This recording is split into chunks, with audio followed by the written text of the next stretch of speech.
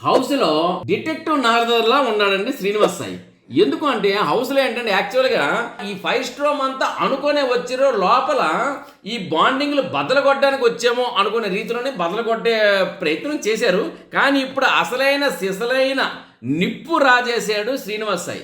ఈ శ్రీనివాస్ సాయి వెళ్ళి తనూజ దగ్గరికి ఏం చెప్పాడంటే, రమ్య వచ్చేసి తన క్రష్లో ఉంది ఎవరు మన డెమాన్ పవన్కి, ఆ డిమాండ్ పవన్ని కాస్త ఇష్టపడుతుందని చెప్పాడు. తనుజ ఆ విషయం అవునా నిన్ను పట్టించుకోలేదంటే రేపు ఒకసారి ట్రై చేయండి, రేపు నేను ట్రై చేస్తాను పట్టించుకుంటాను.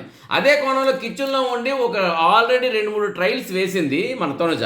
మొత్తానికి ఏంటంటే శ్రీనివాస అదే విషయం కాకుండా హౌస్లో కూడాను వాళ్ళు ఎలా ఉంటున్నారు, వీళ్ళు ఎలా ఉంటున్నారు, వాళ్ళు ఎలా ఆలోచిస్తున్నారు, వీళ్ళు ఎలా ఆలోచిస్తున్నారు, వీళ్ళు ఏమంటున్నారు, వాళ్ళు ఏమంటున్నారు అనే విషయాలతో ఫుల్ క్లారిటీగా ఉంటూ ఫైవ్ స్ట్రోమ్ దగ్గరకు వచ్చి, ఈ బ్యాచ్ దగ్గరకు వచ్చి తను విషయాల్ని విశదీకరించి చెప్పడం చూస్తుంటే అతను ఒక డిటెక్టివ్ నారదుడు అనిపిస్తున్నాడండి.